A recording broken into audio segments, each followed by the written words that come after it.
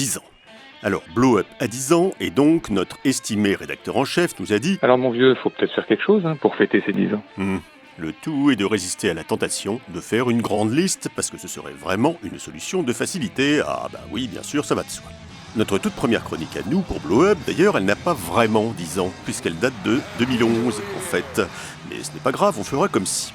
Et cette première chronique, elle parlait de Taylor Lautner. Et c'est là qu'on constate que le temps passe vite, parce que depuis cette époque, on n'a plus beaucoup de nouvelles de Taylor Lautner, ni du reste de Mickey Rooney, ni de Paulette Dubosc qu'on avait logiquement évoqué à la fin de cette toute première chronique. Et puis après, on en a fait 111 autres des chroniques. Alors, on récapitule. Dans l'ordre, on a parlé de Taylor Lautner, donc, de Jeff Bridges, de Monica Bellucci et Vincent Cassel, de Don Johnson, de Terrence Malick, d'Alice Cooper, d'Eva Mendes, de La Fin du Monde et d'Hervé Morin, de Jean-Claude Van Damme, de Dave, on en parlait souvent de Dave, de Top Gun, de James Bond, Pompidou.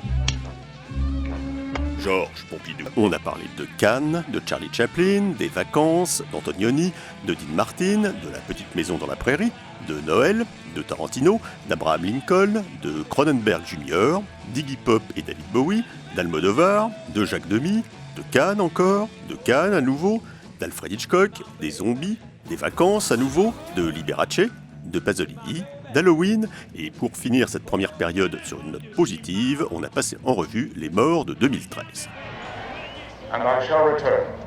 Et puis après, on s'est lancé dans les introuvables, ou presque, en commençant par Reynaldo et Clara de Bob Dylan, qu'on regrette d'ailleurs d'avoir un peu expédié. Puis Wonderwall, qui nous avait donné l'occasion de citer Hermann Hesse dans le texte, Im Schatten des Feigenbaumes wuchs Siddhartha auf. Harry Dixon d'Alain Resnais, un film qui n'a jamais existé, on ne risque donc pas de le trouver un jour, L'amour fou de Jacques Rivette, avec une reconstitution historique grandiose de ratage de train à la gare du Nord en 1968.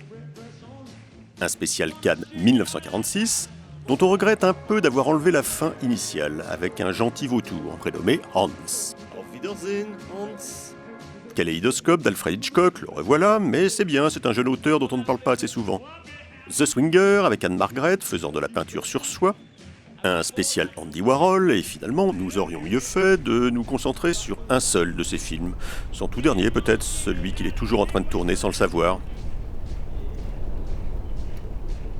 King Lear de Jean-Luc Godard, et dommage que nous n'ayons pas connu alors ces images de Google Street View montrant Jean-Luc et Anne-Marie faisant leur course. The Committee, avec la première musique de film de Pink Floyd, qu'on n'entend pas beaucoup d'ailleurs, c'est vrai qu'on a sans doute eu tort de couper au dernier moment cette séquence où on l'entendait davantage. La Bourse et la vie de Jean-Pierre Mocky, un sujet pour lequel on a failli se faire écraser devant le palais de Chaillot. Mr. Topaz de Peter Sellers, sans voir le film parce qu'on ne l'a récupéré que bien après. Et on l'a récupéré. Dementia de John Parker, dont on avait promis de refaire une nouvelle version tous les ans, mais on ne l'a pas fait. Number 4 de Yoko Ono, Number 4, Number 4, Number 4, Number 4, l'autocar en folie avec Jean Noin, et on a finalement enlevé plein de choses passionnantes qu'on racontait sur Armand Mestral. Si, Armand Mestral, bien sûr que vous en souvenez d'Armand Mestral. Behind the Green Door, qui a fait un très bon score, on se demande bien pourquoi. Un sujet spécial Cannes 1968, avec quand même un petit bout de tous les films qui auraient dû être projetés cette année-là si le festival avait eu lieu. She Shall Have Music, on était alors en pleine période swing. Orgy of the Dead, avec une belle machine à fumer. Treća žena, la version croate du troisième homme, qui pour l'occasion était devenue la troisième femme. The Velvet Vampire, où l'on a rencontré le diable au coin d'une route, mais c'est un secret. Have You Heard, d'Alfred Hitchcock, encore lui.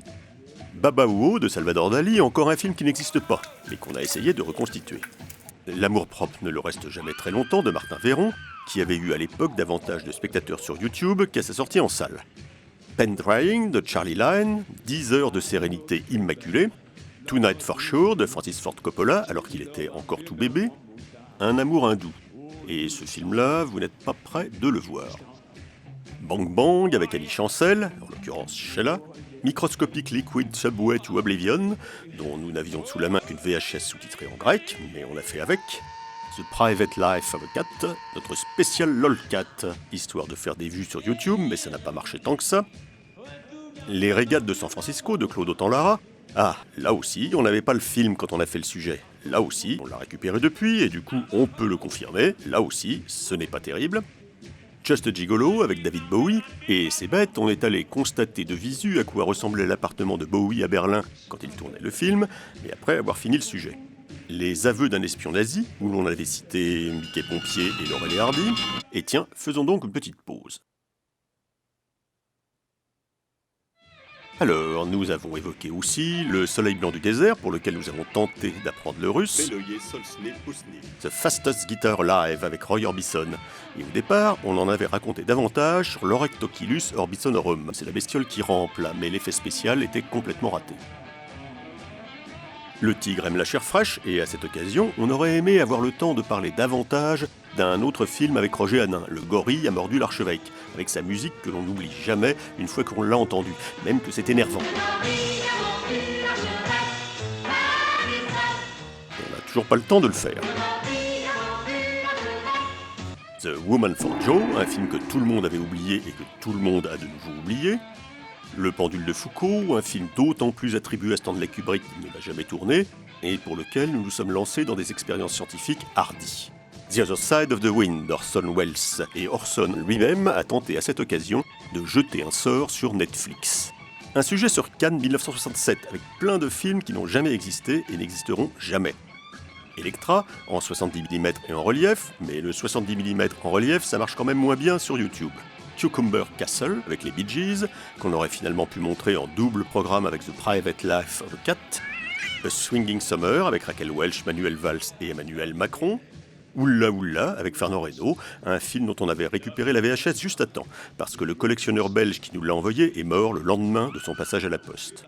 Red Kid, une adaptation turque de Lucky Luke dont on a cherché partout une copie, nous risquant même à aventurer notre carte de crédit personnelle sur des sites de vente suspects, mais sans succès.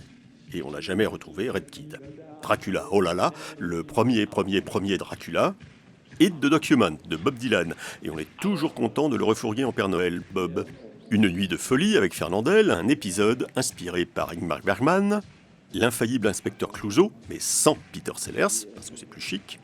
Bande de cons de Roland Lethem, un sujet pour lequel on est allé spécialement chercher des documents exclusifs à l'estaminet à la mort subite à Bruxelles. Les Gommes, d'après Alain Robbe-Grillet, déguisé en marmotte. Notre-Dame de la Croisette, avec Bulogier, la seule chronique qu'on ne peut pas voir en ligne parce que c'est comme ça, on ne peut pas, n'insistez pas. Une chronique spéciale Cannes 1962, l'année de cette année-là. Les serpents de la lune des pirates, où grâce à notre pratique de la langue islandaise, nous avons percé le mystère du titre. Aphrodite avec Valérie Caprisky, c'était le début de l'été, il faut dire. Confusion de Jacques Tati, encore un film jamais tourné. The Glass Cage avec Yvan le Terrible, l'ours blanc. Young Dracula avec Ringo Starr, un film qui ne s'appelle d'ailleurs pas Young Dracula, mais on l'a triché. L'idole des jeunes d'Yvan Lagrange, en déplorant de ne pas avoir eu à l'époque sous la main la version longue de 5h30, d'ailleurs on ne l'a toujours pas, et personne ne l'a. Surprise Party de Roger Vadim, un très bon film comme il se doit. Moco Fiction, qui pourrait s'appeler Mossick et Moki font du cinéma. Movie Orgy de Joe Dante, pour lequel on était parti spécialement à Glasgow, parce qu'il n'y avait que là qu'on pouvait le voir. Mais maintenant, le film est en ligne, alors on peut le voir partout, mais au moins, le climat écossais était vivifiant. À couteau tiré de Charles Gérard, qui était encore parmi nous à cette époque. Bon, nouvelle petite pause.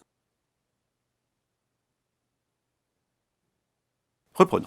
Nous nous sommes penchés sur un cinématon de Gérard Courant, mais un cinématon spécial, celui avec Alfred Hitchcock, décidément, on ne peut pas s'en passer.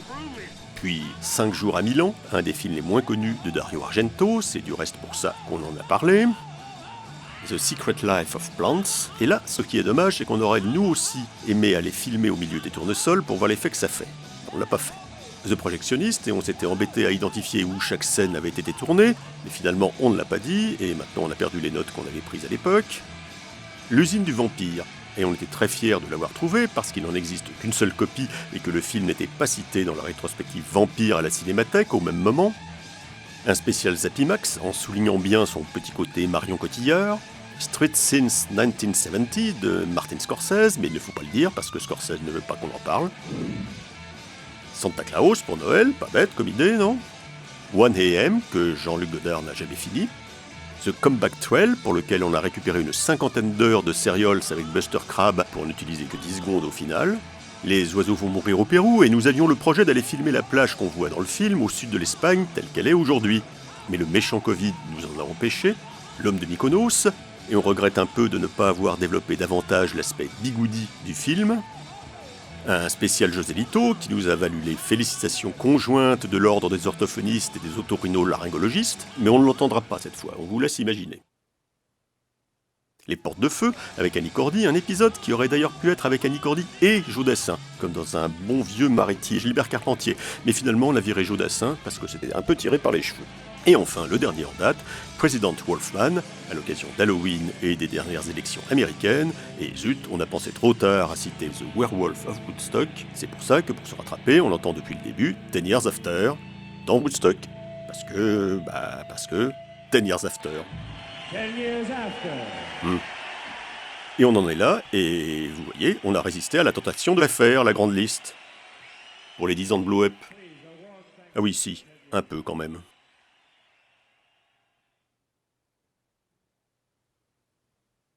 Et Dave, on n'en parle plus de Dave du coup, hein?